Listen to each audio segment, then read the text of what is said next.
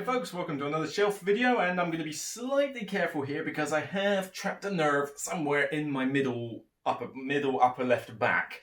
So when I twist around to get this, I might be a little bit of a sort of dubious about doing it. But we're on to, I've lost track of what shelf number this is, I can't even bother to remember it, but we're on to my Repos production shelf. So without further ado, that was a bad mistake. Let's start off nice and easy. Who hasn't heard of Just One? Come on, seriously. This is a Spiel des Jahres winner. It is a rightful Spiel des Jahres winner because, if anything, this makes me more angry than a lot of games I have in my collection. Not because the game is anger-inducing. No, the game is good fun. You're trying to guess. Your teammate has to guess a clue, and everybody else comes up with a clue. And if you come up with the same clue, they scrap. So you're working together to try and come up with something that's not too obvious, but also useful. And very simple game. Everybody can drop in and out. Why does it make me angry? Because I didn't design it. This has got like the most crazy simple design philosophy ever. It's the Spiel des Jahres winner. Everybody knows about it, and I could have thought of this idea. So it's not fair. I know anybody could say that. I mean, it is that crazy simple, but it goes over well, and I can teach it to anybody. So why would I not have it in the collection? So we're going to let's go on to Seven Wonders Duel. This is an amazing game. This is one of, if not my favourite two-player game that exists. I'm not entirely sure on that one, but we'll find out when I come to do my top 100 in about a month or two's time, actually. Yeah, we're getting onto that front. But Seven Wonders Duel is just fantastic. I mean, this is how two-player Seven Wonders should have been done. Forget that stupid variant in the base game or whatever it is. This is the one you want when Bowser teams up with Kafala, two titans of game design coming together to create a two-player game that is so satisfactory. You've still got that kind of drafting back and forth, but it's from a tableau of cards. The cards work in similar fashions to what they did before, like yellows, blues, and greens and that, but there's the idea of you win by points or by one of two auto victories. And something that I'm going to do with this soon is I'm going to get the print and play solo version that's on the website, Repos' website, and if I can get a setup, I might try and do a solo play of it, although that does depend on the setup. I am experimenting on this, but I'm definitely going to get it and try it out. And this one even has, I think, a few pimped out bits in it, actually. Signed thing by the two designers. There you go, yeah, so it's got an insert in there. It's got the Pantheon expansion, which is a really cool addition to this game because it allows you to pay money for special powers that progress and develop throughout the game, but it's a way of stopping the turn order. So you can't always be like, well, I'm going to take that card, which means you're forced to take that card. Well, no, I'm going to spend 4 money and activate this god power, and now it's your turn. Uh-oh, I haven't got any money. Well, I guess I'll take the card then, and that is really, really cool. The one thing this is missing, and probably because I didn't think it was absolutely necessary. However, if the solo mode is any good, I might rectify that. I don't have the metal coins. I should probably rectify that. And, oh yeah, God, I just noticed this in the thing. You won't be able to tell much what it is, but it's like, for Luke, Souvenir, Essen 2015, May the Force be with you, Luke, Essen 2015, from Bruno Kafala and Bowser. Or actually, was it? No, I think it was Bruno Kafala and it was the artist. But, was it the artist? Yeah, it's Miguel Coimbra, the illustrator, but it's just like, it was basically like a Legionnaire's helmet and like some other bits and that. I think that was probably my first Essen, 2015? Was it?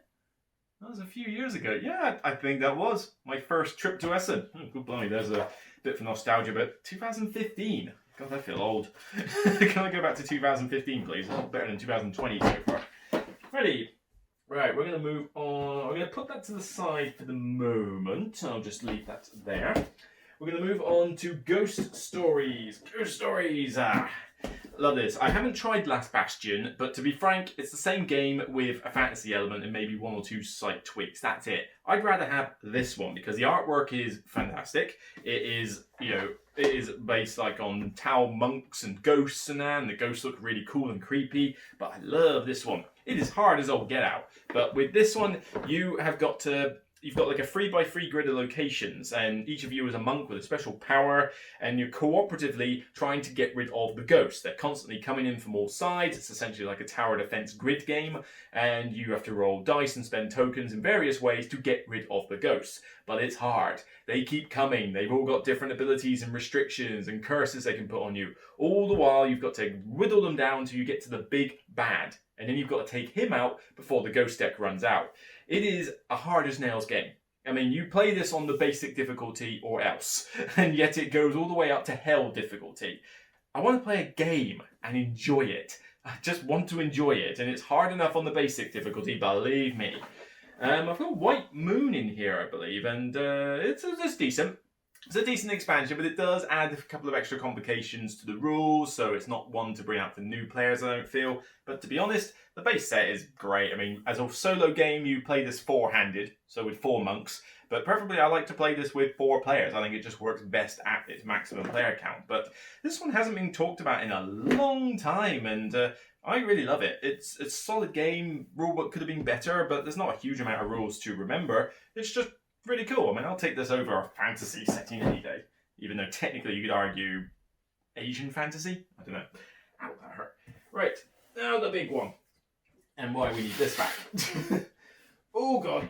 Oh, yeah, it is a heavy one. And it's a worn out box. 7 Wonders. Who has not heard of this one from Meeple Productions? This is like the quintessential drafting game that exists. So granted, I would rather pull out Sushi Go for a drafting game for new players and gateway gamers, but this one is kind of like the next step up. But there is a caveat with this.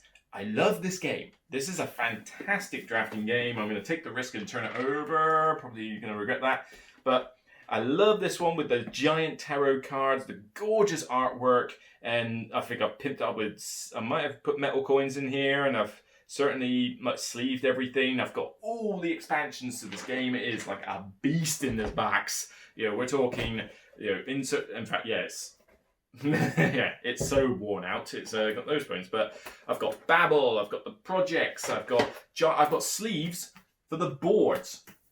See, you can even get sleeves for the wonder boards. I've even got them. I've got Babel, I've got the sleeve cards, I've got leaders, I've got cities, Babel, the projects, and this one, which has had to be in another box, Armada. And oh yeah, there's me metal coins. I thought I had metal coins for one of these, but yeah. And more sleeve wonders, the ships. I've got everything that there is for this game. Now, what do I prefer? How do I prefer to play this game? Well, I definitely am getting a bit bored with it on a base game only level. You know, on Board Game Arena, friends of mine, when we meet up, are constantly wanting to play 7 Wonders because we end up with 6 or 7 of us before a game night starts online. And the only thing that can handle that many players that's half decent is 7 Wonders. The problem is I am done with base set 7 Wonders because it's the same cards. It's basically a crapshoot for the most part on base set only because, especially with 6 or 7 of you, because you are literally dependent on what you get drafted. I mean, if you start going for science and then 2 other people are going for science, you might as well give up because there's no chance. But what I love with this is that I love primarily 2 ways of playing it. Cities and leaders together, I think, should be in every single game of 7 Wonders. Either that or base set plus Armada. I don't want to mix Armada with the leaders and the cities. That's just a bit overcomplicated. But Armada, if you just put it with the base game, is pretty solid. But to be honest, I actually really like the Babel Tower. The projects are okay. I can take or leave them. But I'm one of the few people that likes the Babel Tower. You know, the big thing that affects people on a multiplayer level. I guess it's because people don't want extra complexity. But personally, I really like this board. But there was something that I just remembered I wanted to show you guys. I also found a pack. Yes. Where did they start from? Not there. That's Byzantium, Rome, Abu Dhabi. Here we go. Yes, here we go. There are some. You'll notice that some of these boards look a little different. Does that look like Alexandria to you? Does that look like Halicarnassus, or whatever you pronounce it as? Does that look like Giza? Does that look like Ephesus? Does that look like Rhodos? No. The thing with this one is I bought a box expansion recently. I think, check Board Game Extras. They might still have them, but I don't know if it was a limited release or not. But they released an art pack for this game, which basically released a... this is an Armada Wonder. But basically it re-released all the base set Wonders with unique artwork, with like redone artwork, and it is, I mean, as if the artwork wasn't gorgeous enough already in this game, the artwork in this pack is sublime, absolutely sublime, and it's done by different artists. So, you know, I'm not going to sort of show you every single one, but I can read them out. We got Dimitri Chapus, I think that's his name, We got Bynad. I'm butchering these names. Miguel Coimbra. Matthew Lezin. I don't know. Vincent Dutrait. Okay, I can pronounce the Vincent Dutrait's one. Piero. Same guy who did the Ghost Stories artwork. And D-Jib. I'm not sure exactly who that is, but I mean, I haven't heard of a lot of these artists, but you know, their art is brilliant on these art packs, and so I've replaced the base set wonder boards with these new ones. You know, I mean, they were getting a bit worn anyway, and new art is good. So yeah, Seven Wonders. I still love this game with most combinations. Base set alone, I'm getting a little bit like, oh, I can't be bothered, but with all the expansions thrown in or stuff like that, yes, I love this game. This is fantastic.